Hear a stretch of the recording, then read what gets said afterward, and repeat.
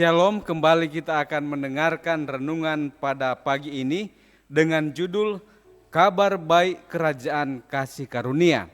Mari kita tunduk kepala dan kita berdoa. Bapa di sorga, biarlah kiranya Roh Kudus Tuhan bersama-sama dengan kami mau mendengarkan kebenaran firman Tuhan.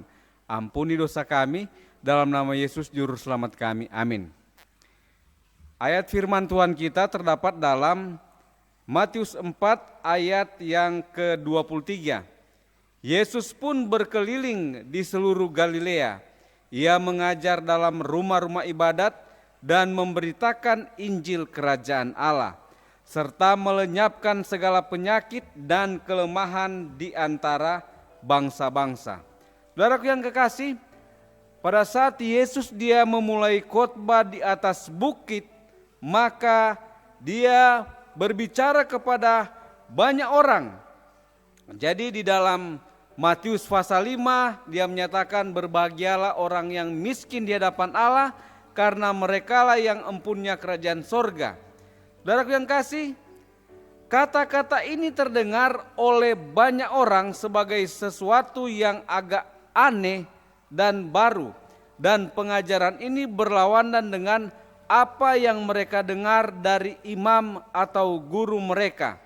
Saudaraku yang kasih, pengajaran imam-imam dan guru-guru atau rabi pada waktu itu adalah orang yang kaya itu adalah orang yang diberkati atau orang yang berbahagia. Tetapi Yesus dia menyampaikan satu pekabaran yang luar biasa.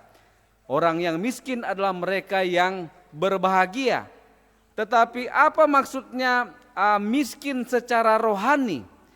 Itu ya, miskin secara rohani yaitu mereka terus-menerus membutuhkan kuasa Roh Kudus untuk membaharui pikiran mereka.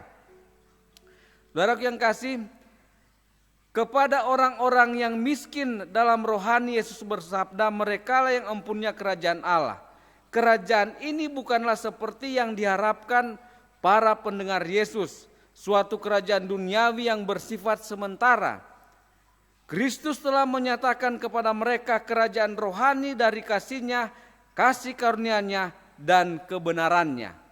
Dan sasaran itu ditunjukkan kepada mereka yang miskin rohani, yang lemah lembut dan yang rendah hatinya. Saudaraku yang kasih, orang yang dianiaya oleh karena kebenaran, kerajaan sorga adalah milik mereka. Walaupun sepenuhnya belum terlaksana, pekerjaan itu telah dimulai di dalam diri mereka, yang kelak melayakkan mereka mendapat bagian dalam apa yang telah ditentukan bagi orang-orang kudus di dalam kerajaan terang.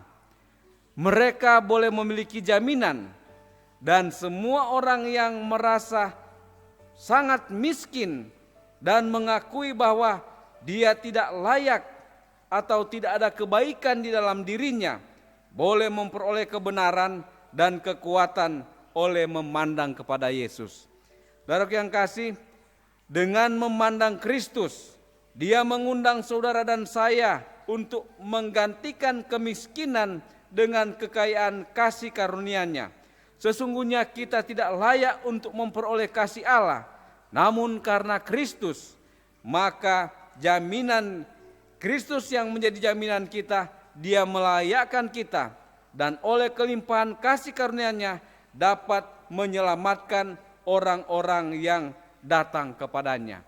Saudaraku yang kekasih, apapun pergumulan kita, apapun pengalaman kita di masa lalu, bagaimanapun kesengsaraan saudara dan saya, sekarang ini jika kita datang kepada Yesus sebagaimana kita ada, kita lemah, tidak berdaya, putus asa, maka juru selamat kita yang berbelas kasihan akan mengangkat beban saudara dan saya yang berat dan akan mengulurkan tangan kasih-Nya, kemudian kita bisa mengenakan jubah kebenaran-Nya.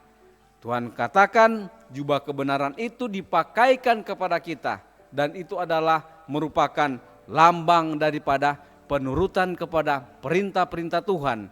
Kita akan mampu lakukan dengan kuasa Roh Kudus Tuhan. Kiranya Tuhan memberkati kita dalam nama Yesus. Amin.